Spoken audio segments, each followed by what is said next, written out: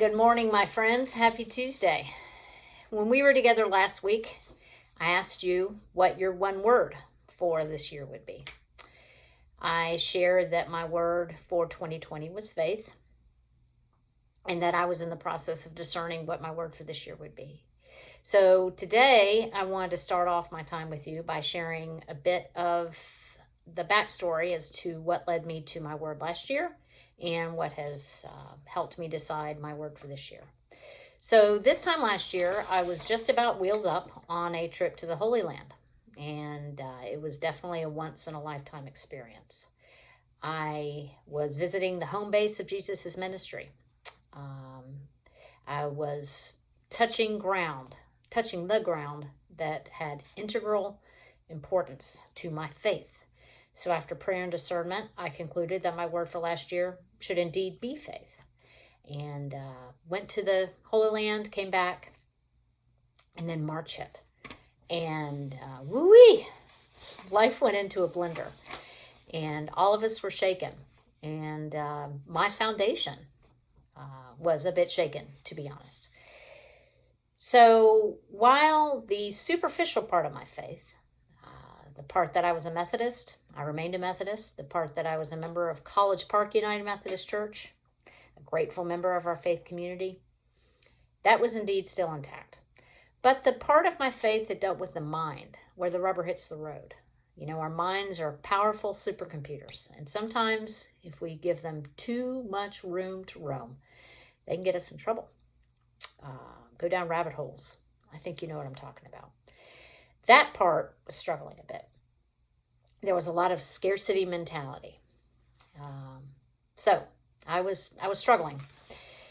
This is what brings me to share with you what my word for this year is.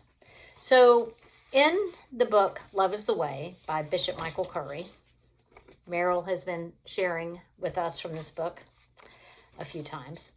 We learn from theologian Hans Kung that faith is a radical act of trust in reality.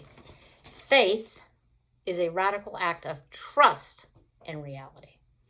As we know, reality, most of last year was scary, to say the least.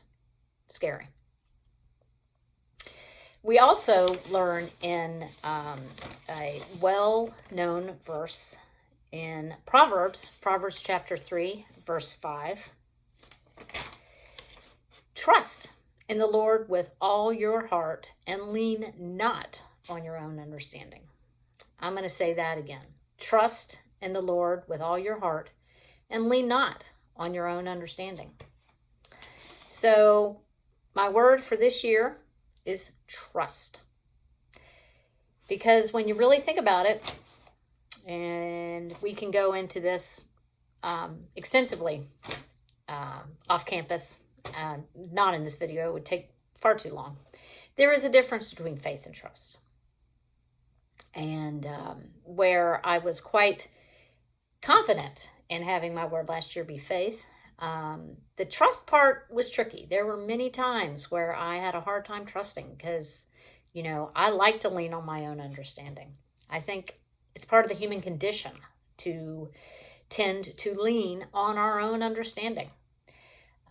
But as we just learned from that verse, and in the words from Bishop Michael Curry and theologian Kung, that faith is a part of trusting in reality, and trusting in the Lord is leaning not on our own understanding, even if everything in our reality is begging us to count on ourselves and not lean on God. So my word for this year is trust. I am very interested in hearing what your word is. No worries if you don't have it yet. Discernment takes time, but I do have genuine interest in knowing what your word is. And I hope that we can go this journey together, 2021, and having renewed hope, faith, joy, love, and trust in Jesus. He has us in the palm of his hands, and his way is secure. And as we lean not on our own understanding, but fall back into his arms of protection, may we have a solid year. And may your word lead the way in your own faith and trust journey. I look forward to seeing you again, same time, same place next week. And know how much our Father loves you.